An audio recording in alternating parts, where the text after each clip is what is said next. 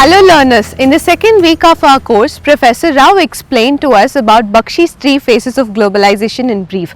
So now Professor Rao is here with us to explain the three phases of globalization in detail. So let us hear from Professor Rao.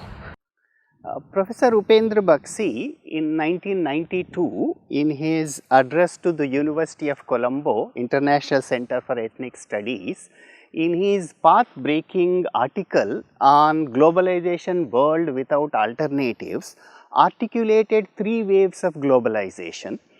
The first wave he says about colonial imperialism, where he traces the colonial imperialism from the establishment of the British India, the East India Company establishing its colony in India and attempting to reap profits from in India, that he traces as the first wave of globalization.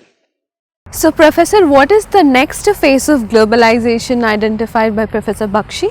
Professor Baxi looks at the second wave of globalization, he says a globalism, where the concern for human rights and concern for international justice, and that was a time where the governments and the countries, those who have gained independence, started coming together and discussing about what should be the view of justice, and that articulation of justice is also important to see that the rich countries will not be predominantly dominate over the developing countries. And that was the time where the new international human rights, starting from the Universal Declaration of Human Rights, new international economic order, the several important principles of ethics governing lawyers, judges, medical profession, and also that was the time they said that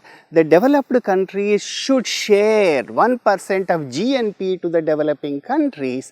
And as Baxi has rightly points out, this globalism is antithesis of the colonial imperialism.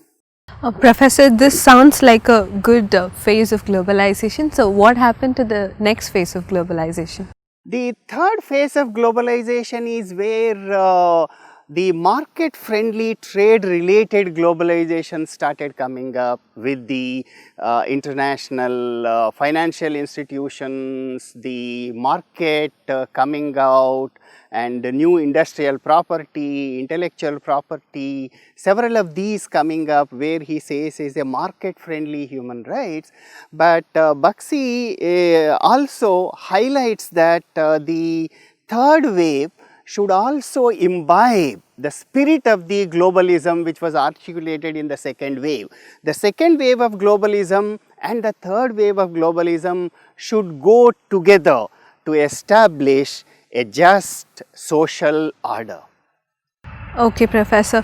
Thank you so much for sharing your insights on Baxi's three phases of globalization. I sure do hope that the collective interdependencies of nations, which actually became collective dependence of global south on global north, is broken away, and we go back to adhering the principles of human rights and international standards of justice, which Baxi calls is the age of globalism.